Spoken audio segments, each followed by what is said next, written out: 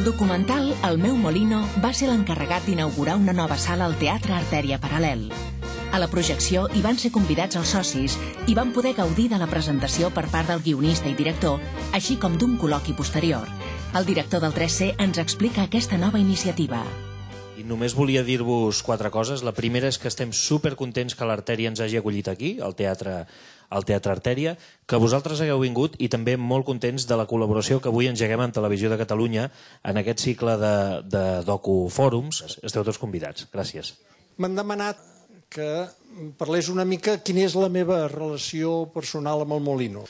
Quan jo era molt petit, els meus pares m'han portat per primera vegada al Paral·lel. Jo devia tenir pocs anys, devia tenir 8 o 9 anys. I em van portar a veure els vienesos. Vaig freqüentar, arran d'aquella primera anada, relativament sovint el Molino. Durant aquella època tan obscura, trista i depriment com va ser la llarga dictadura del franquisme, el Molino va ser un espai de llibertat, de vegades sense que ells tinguessin la consciència de que allò era així.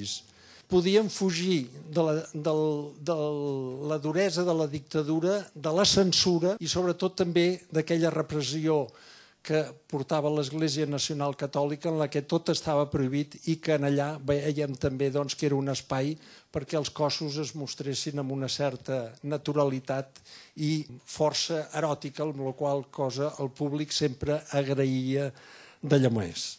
Vaig entrar a treballar a l'Avantguàrdia l'any 66 i un dia a la colla jove d'allà els hi vaig dir: escolteu, nois i noies, heu estat alguna vegada al Molino? I em van dir no.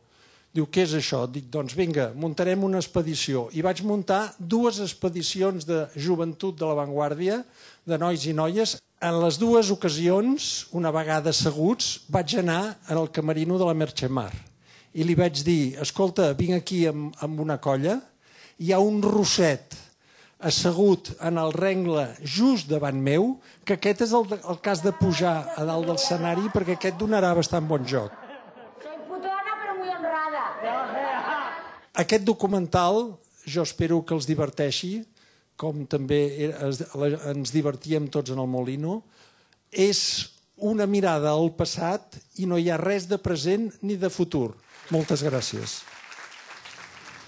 I així, recordant la pel·lícula Moulin Rouge, Lluís Permanyer comença el seu documental. El Molino té un segle d'història i és segurament el cafè-concert més antic d'Europa.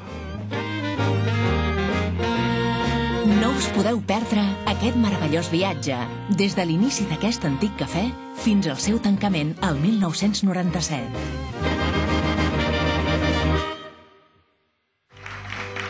En acabar la projecció, Lluís Permanyer, juntament amb una de les protagonistes del documental, l'actriu Merchemar, va respondre a les preguntes i curiositats dels assistents.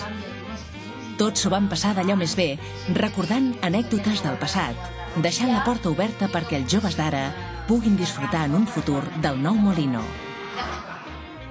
M'estimula pensar que el nou Molino del segle XXI pugui passar a formar part de l'experiència iniciàtica d'altres adolescents barcelonins.